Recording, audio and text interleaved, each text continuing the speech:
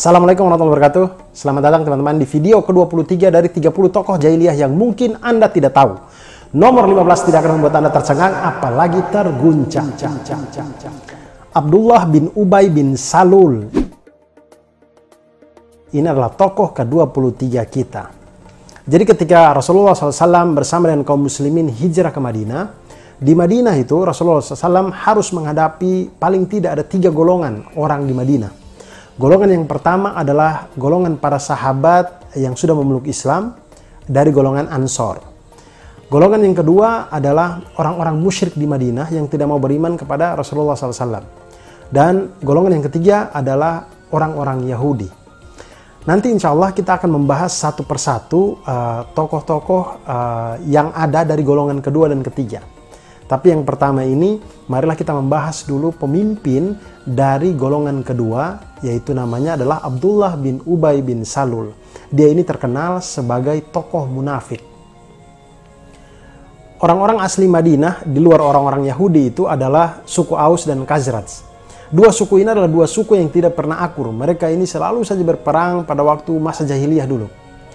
Nah, beberapa waktu sebelum Rasulullah SAW dan kaum muslimin hijrah ke Madinah, terjadilah sebuah perang atau suatu perang namanya Perang Bu'aj. Ini perang antara suku Aus dan suku Khazraj. Berperang, kemudian setelah peperangan ini, suku Aus dan suku Khazraj akhirnya bersepakat untuk mengangkat salah satu dari mereka untuk menjadi pemimpin untuk suku Aus dan suku Khazraj. Maka mereka bersepakatlah untuk mengangkat Abdullah bin Ubay bin Salul ini untuk menjadi pemimpin mereka. Nah, Abdullah bin Ubay bin Salul ini dari suku Khazraj. Bahkan mereka itu sampai merancang mahkota untuk disematkan di kepalanya Abdullah bin Ubay bin Salul. Nah, tapi belum sempat Abdullah bin Ubay ini memakai mahkota sebagai perwujudan dia sebagai Raja Madinah yang memimpin Aus dan Khazraj ini, orang-orang tiba-tiba mendengar ada kabar bahwa Rasulullah SAW dan kaum muslimin akan hijrah ke Madinah. Maka orang-orang kemudian berpaling dari Abdullah bin Ubay bin Salul ini. Abdullah bin Ubay ini melihat Rasulullah SAW itu sebagai sosok yang telah merampas kedudukannya di Madinah. Jadi dia itu selalu dendam dan membenci pada Rasulullah SAW. Nah, dia itu berpikir kalau dia masuk Islam pun dia tidak ada keuntungan apa-apa. Karena dia tidak akan dapat kedudukan kan. Karena Rasulullah SAW itu tidak mengizinkan orang-orang untuk mengeruk kepentingan duniawi. Maka dia itu selalu menyimpan kekufuran di dalam hatinya. Jadi nanti setiap ada kesempatan untuk melancarkan tipu daya kepada Rasulullah SAW dan kaum muslimin, itu tidak pernah disia-siakan sama Abdullah bin Ubay ini. Dan orang-orang yang dulu dijanjikan sama Abdullah bin Ubay jabatan, kalau misalkan dia menjadi Raja Madinah itu juga ikut mendukung dia untuk melancarkan tipu daya kepada kaum muslimin. Menurut pendapat pribadi saya, Abdullah bin Ubay bin Salul ini adalah musuh yang lebih sulit dihadapi daripada Abu Jahal bin Hisham. Karena Abu Jahal itu jahatnya kelihatan, langsung ditunjukkan, jadi dibunuh enak. Nah, Abdullah bin Ubay ini di depannya itu manis, di baliknya sinam. Maksudnya di depannya manis, di belakang itu bangke. Di video ke-20 tentang Utsman bin Abdullah bin Al-Mughirah, sudah saya ceritakan tentang ancaman orang-orang Quraisy yang mengirimkan surat kepada pemimpin Madinah yang masih musyrik. Nah, pemimpin Madinah yang saya maksud itu adalah Abdullah bin Ubay bin Salul ini. Ketika dia mendapatkan surat ancaman dari orang-orang Quraisy, dia kemudian mengumpulkan teman-temannya untuk memerangi Rasulullah SAW. Tapi kabar ini diketahui terlebih dahulu oleh Rasulullah SAW. Maka Rasulullah SAW kemudian mendatangi Abdullah bin Ubay bin Salul kemudian bersabda, "Rupanya Quraisy telah mengancam kalian. Sesungguhnya mereka akan memperdayai kalian lebih banyak daripada tipu daya yang hendak kalian timpakan kepada diri kalian sendiri. Kalian sendirilah yang menghendaki anak-anak kalian dibunuh dan saudara-saudara kalian dibunuh. Kalau semisalnya perang itu terjadi begitu. Kalau misalkan mereka mau memerangi Rasulullah SAW gitu." Nah, mendengar hal ini, orang-orangnya Abdullah bin Ubay bin Salul ini kemudian takut, membubarkan diri akhirnya mereka. Tapi Abdullah bin Ubay ini tetap saja melakukan korespondensi satu-satu dengan orang-orang Quraisy Mekah. Nah, pada saat perang Badar, Abdullah bin Ubay ini sangat berharap agar kaum muslimin itu kalah. Tapi harapannya itu seperti lagu Dewa 19, pupus. Ku terima suratmu dan ku baca. Ya, harapannya itu pupus karena pasukan muslimin menang telak di perang Badar. Hal ini juga yang menyebabkan Abdullah bin Ubay dan teman-temannya ini masuk Islam. Tapi itu hanya tampak di luarnya saja. Karena dia tahu memerangi Rasulullah SAW secara langsung itu pasti kalah. Karena perang Badar sudah menjadi buktinya. Ketika perang Uhud, Rasulullah SAW bersama dengan kaum muslimin keluar dari Madinah dengan kekuatan 1000 orang. Lalu ketika di tengah jalan sebelum sampai ke Uhud, Abdullah bin Ubay dengan teman-temannya ini membelot. Mereka kemudian kembali ke Madinah. Alasannya adalah karena dia merasa Rasulullah SAW tidak menghargai pendapatnya pada waktu rapat militer. Jadi Abdullah bin Ubay ini ngambek gitu karena dia tuh pada waktu rapat militer dia bilang dia mengusulkan untuk pasukan muslimin tetap saja di Madinah, tidak perlu ke Uhud untuk berperang, bertahan saja di Madinah. Nah, tapi karena berangkat ke Uhud, jadi dia merasa bahwa pendapatnya tidak dihargai. Nah, ini jelas akal-akalan daripada Abdullah bin Ubay. Karena kalau misalkan dia memang tidak mau berangkat, ya sudah tidak usah berangkat dari awal. Kenapa dia harus berangkat dulu, di tengah jalan baru dia pulang? Ini akal-akalan dari dia untuk mempengaruhi psikologis dari pasukan muslimin yang lain. Hampir saja Bani Harisah dari Aus dan Bani Salimah dari Khazraj itu hilang semangatnya dan ingin ikut pulang.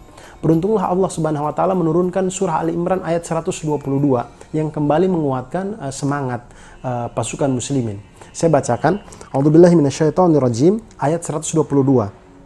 Ketika dua golongan dari pihak kamu ingin mundur karena takut, padahal Allah adalah penolong mereka. Karena itu hendaklah kepada Allah saja orang-orang mukmin bertawakal. Nah, tipe muslihat daripada Abdullah bin Ubay ini sama seperti kalau kita janjian bukber begitu. Waktu kita janjian, kita diskusi di grup, semuanya oke. Akhirnya tempat kita pesan untuk 50 orang. Ini makanan juga kita pesan. Tapi begitu hari H, ada satu orang yang tidak jadi datang dengan alasan tempatnya tidak cocok. Ya kenapa tidak bilang dari awal? Kita sudah pesan tempat baru tidak jadi. Nah, ini cuma satu orang yang batal, tapi yang lain juga terpengaruh. Ya udahlah, saya juga tidak jadi deh. Ya saya juga batal. Akhirnya makanan untuk 50 orang yang datang cuma 2. 48 yang lain kemana? Ikut JKT 48. Hah? Itu 2 orang suruh menghabiskan 50 porsi makanan, itu ginjalnya juga jadi lambung. Semua organ tubuhnya jadi lambung. Mohon maaf, kita kembali ke cerita Abdullah bin Ubay bin Salul. Tapi setelah saya pindah kamera ini ya. Oke, siap. Abdullah bin Ubay bin Salul ini semasa hidupnya banyak melakukan hal-hal kemunafikan. Ceritanya banyak dan panjang-panjang. Ini saya coba rangkumkan saja, mudah-mudahan bisa tersampaikan dengan baik. Yang pertama, teman-teman, dia itu setelah dia pura-pura masuk Islam, setiap Jumatan sebelum Rasulullah SAW naik ke mimbar untuk berkhotbah, dia akan berdiri kemudian berbicara kepada orang-orang. Wahai kaum muslimin, inilah Rasulullah SAW yang berada di tengah kalian. Maka tolonglah, dukunglah, dengarkan dan patuhilah dia. Setelah dia berbicara seperti ini, Rasulullah SAW kemudian berdiri dan naik ke mimbar dan berkhotbah. Nah, setelah perang Uhud yang dia membelot itu, waktu Jumatan dia melakukan seperti ini lagi. Kemudian sahabat-sahabat yang lain tarik-tarik bajunya dia. Hei musuh Allah, duduk. Kau tidak pantas berbuat seperti ini setelah apa yang kau lakukan kemarin. Duduk. Dia kemudian marah begitu. Kemudian dia tidak mau Jumatan. Dia keluar sambil dia berbicara lewat para sahabat, kemudian dia bilang, demi Allah, seolah-olah saya ini telah melakukan atau mengatakan perkataan yang jahat dan telah berbuat sesuatu yang mempersulit urusannya. Kemudian waktu dia keluar, pas di pintu masjid, ada orang Ansor yang menahan dia. Celaka engkau, wahai Abdullah bin Ubay, celaka engkau. Kembalilah biar Rasulullah SAW memohonkan ampunan atas dosa-dosamu. Kemudian dia bilang, demi Allah, saya tidak perlu dia untuk memohonkan ampunan bagi dosa-dosa saya. Memang munafik memang orang ini. Yang kedua adalah ketika Rasulullah SAW menikah dengan Ummul Mukminin Zainab binti Jahsy radhiyallahu anha. Di sini Abdullah bin Ubay dan teman-temannya ini, orang-orang munafik ini, mendapatkan 2 celah untuk memfitnah diri Rasulullah SAW. Yang pertama adalah mereka bilang Zainab binti Jahsy ini adalah istri kelima dari Rasulullah SAW. Dan itu yang benar, memang istri kelima. Kemudian mereka bilang, bagaimana mungkin pernikahan ini sah? Karena Al-Quran itu hanya mengizinkan laki-laki untuk menikah dengan maksimal 4 perempuan. Mereka tidak sadar kalau Zainab binti Jahsy menikah dengan Zainab binti Jahsy radhiyallahu anha ini juga adalah perintah dari Al-Quran. Dan memang ada hal-hal khusus yang terjadi pada Rasulullah SAW yang tidak terjadi pada umatnya gitu. Nah, ini dibuat fitnah sama Abdullah bin Ubay ini. Fitnah yang kedua adalah mereka bilang Rasulullah SAW telah melakukan dosa besar. Karena Zainab binti Jahsy radhiyallahu anha ini adalah istri atau mantan istri dari anak angkat Rasulullah SAW, yaitu Zaid bin Harithah radhiyallahu an. Jadi dalam budaya Arab masa jahiliyah itu, menikah dengan mantan istri anak angkat itu adalah dosa besar. Maka mereka kemudian membuat cerita yang karang-karang, yang segala macam yang tidak enak terhadap diri Rasulullah SAW. Nah, pernikahan ini semuanya itu dijelaskan di dalam Al-Quran, di dalam surah Al-Ahzab. Ayat ke-5, ayat ke-37, dan ayat ke-40. Saya bacakan teman-teman.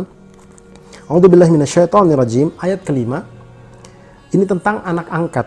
Panggillah mereka anak angkat itu dengan memakai nama bapak-bapak mereka. Itulah yang adil di sisi Allah. Itu sampai akhir ayat. Jadi dulu Zaid bin Harithah radhiyallahu anhu itu pernah namanya sebelumnya itu adalah Zaid bin Muhammad. Kemudian diganti menjadi Zaid bin Harithah. Kemudian di ayat ke-37 teman-teman.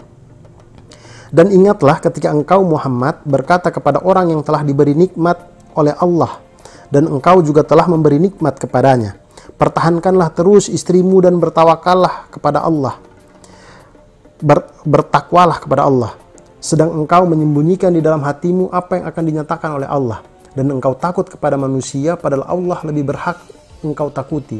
Maka ketika Zaid telah mengakhiri keperluan terhadap istrinya, menceraikannya, kami nikahkan engkau dengan dia, Zainab, agar tidak ada keberatan bagi orang-orang mukmin untuk menikahi istri-istri anak-anak angkat mereka, apabila anak-anak angkat itu telah menyelesaikan keperluannya terhadap istrinya, atau menceraikannya itu tadi ya, dan ketetapan Allah itu pasti terjadi. Dan di ayat ke-40, Muhammad itu bukanlah bapak dari seseorang di antara kamu, tetapi dia adalah utusan Allah dan penutup para nabi, dan Allah maha mengetahui segala sesuatu. Maha benar Allah dengan segala firman-Nya. Bentuk kemunafikan yang ketiga dari Abdullah bin Ubay ini adalah ketika pulang dari perang dengan Bani Mustalik. Jadi ketika pulang dari perang Bani Mustalik ini, dalam perjalanan terjadi perselisihan kecil antara Jahja al-Ghifari dengan Sinan bin Wabar al-Juhani. Berdua sahabat ini, satunya dari Ansor dan satunya itu dari Muhajirin. Terjadi perselisihan kecil, kemudian Abdullah bin Ubay ini mendengar itu dan ikut memanas-manasi dia. Bahkan dia sampai bilang, sesungguhnya kita dengan orang-orang Muhajirin ini sama seperti kata pepatah, gemukkanlah anjingmu, niscaya dia akan menggigitmu. Demi Allah, ketika sampai di Madinah nanti, penduduk Madinah yang mulia akan mengusir penduduk Madinah yang hina. Nah, perkataan dari Abdullah bin Ubay ini didengar oleh Zaid bin Arqam radhiyallahu an. Pada waktu itu Zaid bin Arqam ini masih kecil. Kemudian Zaid bin Arqam melapor kepada pamannya kemudian melapor kepada Rasulullah SAW. Nah, ketika pamannya melapor kepada Rasulullah SAW, di samping Rasulullah SAW itu ada Umar bin Khattab radhiyallahu an. Maka Umar bin Khattab radhiyallahu an mengatakan kepada Rasulullah SAW, wahai Rasulullah, suruhlah Abbad bin Bishr itu untuk membunuh Abdullah bin Ubay ini. Kemudian Rasulullah SAW mengatakan, wahai Umar, apa perkataan orang-orang jika nanti mereka mendengar bahwa Muhammad telah membunuh rekan-rekannya? Tidak, jangan bunuh dia, tapi suruhlah pasukan untuk berangkat sekarang. Jadi pasukan lagi istirahat itu langsung disuruh berangkat, dan 2 hari non-stop jalannya, tidak berhenti-berhenti. Rasulullah SAW sengaja melakukan ini agar pasukan itu capek sehingga tidak ada waktu untuk membicarakan perselisihan ini, sehingga sampai tempat istirahat ya langsung tidur saja begitu. Nah, Abdullah bin Ubay ketika dia tahu bahwa Rasulullah SAW sudah mengetahui apa yang dia katakan ini, kemudian dia datang kepada Rasulullah SAW, kemudian dia bilang kepada Rasulullah SAW, dia bilang, Zaid bin Arqam itu mengada-ada. Sebenarnya dia tidak pernah mengatakan seperti apa yang disampaikan oleh Zaid bin Arqam. Nah, Zaid bin Arqam radhiyallahu anhu ini karena masih kecil, jadi dia juga tidak bisa melawan, jadi dia diam saja. Sampai akhirnya turunlah surah Al-Munafikun ayat 1-8. Kemudian Rasulullah SAW datang kepada Zaid bin Arqam, kemudian mengatakan, wahai Zaid, sesungguhnya Allah telah membenarkanmu. Nah, kemudian Abdullah bin Ubay ini teman-teman punya anak namanya Abdullah juga. Jadi Abdullah bin Ubay. Nah, Abdullah bin Ubay ini adalah seorang sahabat yang soleh, pilihan gitu. Orang yang bagus. Nah, dia ini berjaga-jaga di depan pintu gerbang Madinah sambil menghunus pedang gitu. Kemudian ketika dia lihat ayahnya muncul, Abdullah bin Ubay muncul, dia kemudian bilang, wah, demi Allah, engkau tidak boleh masuk ke Madinah sebelum Rasulullah SAW mengizinkanmu masuk. Karena sesungguhnya Rasulullah SAW itulah orang yang mulia dan kau adalah orang yang hina. Kemudian Rasulullah SAW datang, kemudian melerai dan mengizinkan Abdullah bin Ubay untuk masuk. Tapi sebelum itu, Abdullah bin Ubay, anaknya ini, sempat berkata kepada Rasulullah SAW, "Wahai Rasulullah SAW, jika engkau ingin membunuhnya, maka suruhlah saya untuk melaksanakannya. Demi Allah, saya akan membawa kepalanya ke hadapan engkau." Fitnah keempat yang dilakukan oleh Abdullah bin Ubay ini adalah dia pernah memfitnah istri Rasulullah SAW, yaitu Aisyah radhiyallahu anha. Aisyah binti Abu Bakar radhiyallahu anha. Nah, dia memfitnah Ummul Mukminin Aisyah radhiyallahu anha ini dengan seorang sahabat bernama Safwan bin Mu'attal radhiyallahu an. Nah, dia pokoknya fitnah yang keji terhadap Aisyah radhiyallahu anha.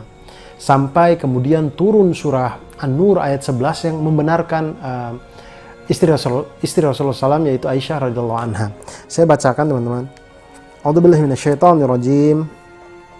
Sesungguhnya orang-orang yang membawa berita bohong itu adalah dari golongan kamu juga. Janganlah kamu mengira berita itu buruk bagi kamu, bahkan itu baik bagi kamu. Setiap orang dari mereka akan mendapat balasan dari dosa yang diperbuatnya. Dan barang siapa di antara mereka yang mengambil bagian terbesar dari dosa yang diperbuatnya, dia mendapat azab yang besar pula. Jadi Abdullah bin Ubay ini setelah melakukan berbagai macam kemunafikan, kebohongan, fitnah dan segala macam, selalu dibalas dengan firman, dengan Allah Subhanahu wa taala menurunkan ayat-ayat yang membalikkan keadaan dan segala macam. Kemudian setelah kejadian-kejadian ini semuanya, Abdullah bin Ubay ini kemudian dicemooh sama orang-orang gitu. Orang tidak percaya lagi dengan dia. Jadi setiap kali dia berbicara itu selalu dicemooh dan dihina-hina sama kaumnya gitu. Orang tidak mau ada yang percaya sama dia. Kemudian Rasulullah SAW kemudian bertanya kepada Umar bin Khattab radhiyallahu an pada suatu ketika. Bertanya, "Wahai Umar, bagaimana sekarang pendapatmu? Seandainya dulu engkau waktu meminta izin membunuhnya kepada saya, kemudian saya mengizinkan, maka tentulah orang-orang akan bersimpati kepadanya. Tapi sekarang, kalaupun saya menyuruh engkau untuk membunuhnya, pasti engkau tetap akan membunuhnya." Kemudian Umar bin Khattab radhiyallahu an berkata, "Wahai Rasulullah, sesungguhnya saya tahu bahwa urusan Allah dan Rasulnya itu lebih barokah daripada urusan pribadi saya." Begitulah. Kemudian segala bentuk kemunafikan dan fitnah-fitnah keji dari Abdullah bin Ubay ini berbalik kepadanya, sehingga dia kehilangan kedudukan, kehilangan harga diri di depan orang-orang Madinah. Abdullah bin Ubay bin Salul ini kemudian meninggal pada tahun 9 Hijriah setelah Rasulullah SAW pulang dari perang Tabuk. Kemudian Rasulullah SAW mendoakan untuk ampunan baginya dan juga mensolati jenazahnya. Tapi sebelum itu, Umar bin Khattab radhiyallahu anhu itu tetap menghalang-halangi Rasulullah SAW untuk mensolati dan mendoakan dia. Kemudian setelah kejadian ini, turunlah ayat yang membenarkan sikap dari Umar bin Khattab radhiyallahu anhu. Dan begitulah akhir dari kisah Abdullah bin Ubay bin Salul ini, teman-teman. Semoga kita semua bisa mengambil hikmahnya dan semoga kita semua terhindar dari sifat dan bibit-bibit kemunafikan. Teman-teman semuanya, selamat berbuka puasa dan sampai jumpa besok. Wassalamualaikum warahmatullahi wabarakatuh.